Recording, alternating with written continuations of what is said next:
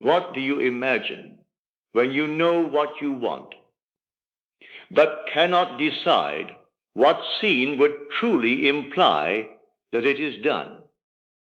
Perhaps one desire seems to involve too many conditions, or perhaps several areas of life need to change at once, and every scene seems to leave something out.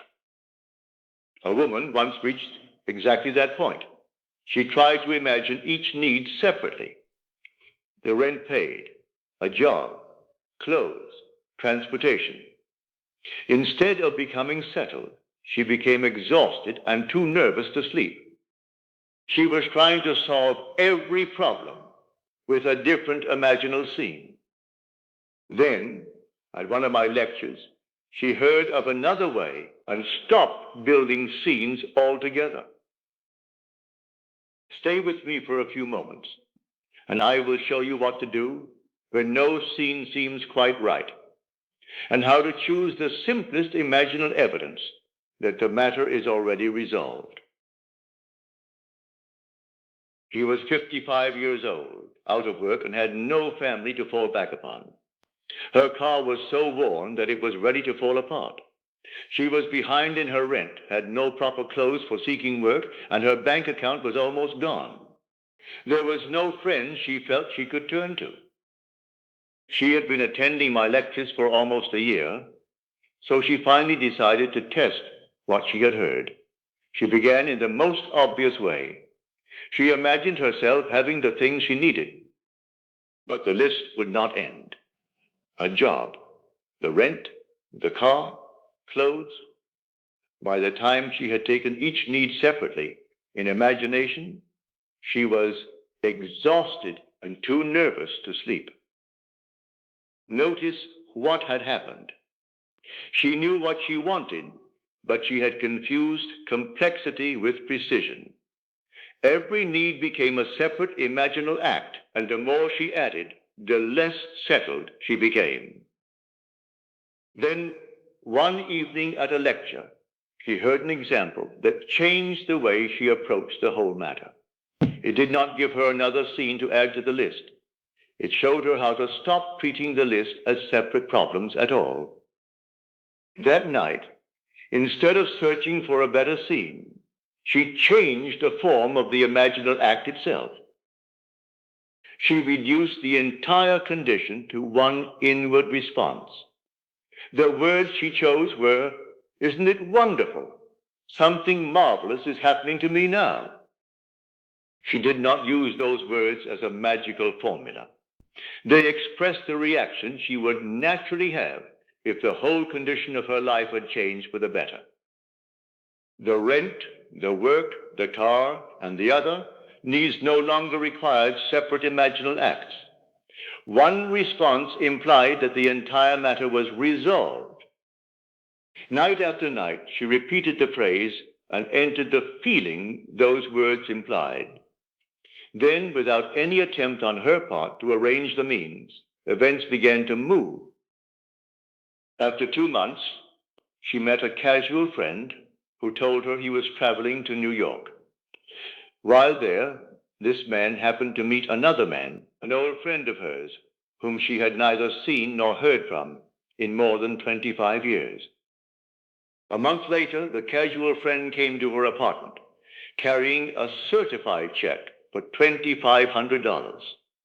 The old friend he had met in New York had become extremely wealthy and had decided to share part of his wealth with her. After that first check, regular monthly payments came through the old friend's attorney, relieving the very need she had once tried to solve separately in imagination. Now, catch the point. Her lesson was not that everyone must use the same words. Imagination does not require every step and every detail. Reduce the fulfilled condition to the simplest evidence that tells you it is already done. For her, that evidence was one inward response. For you, it may take another form. So what might that evidence be for you? Do not begin by trying to construct the most detailed picture. Ask yourself instead, What is one small event that would naturally follow if my desire were already fulfilled? Suppose you desire a promotion.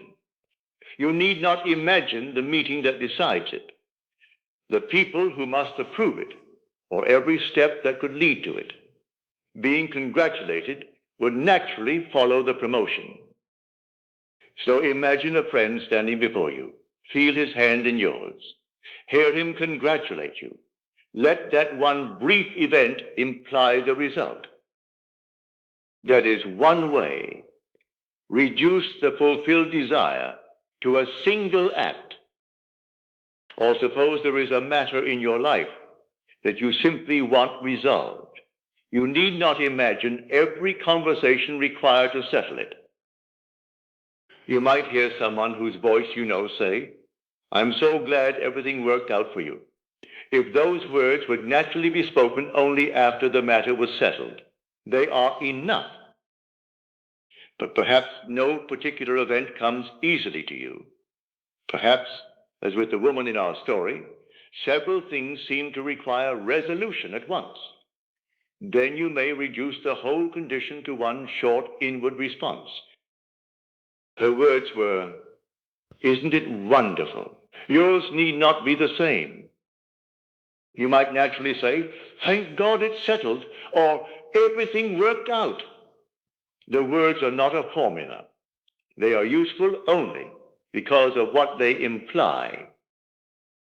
There are then two simple ways of approaching it. If one brief event clearly follows fulfillment, experience that event. If no scene comes naturally, or the matter contains too many parts, use one short response that expresses the completed condition. Test either one in the same way.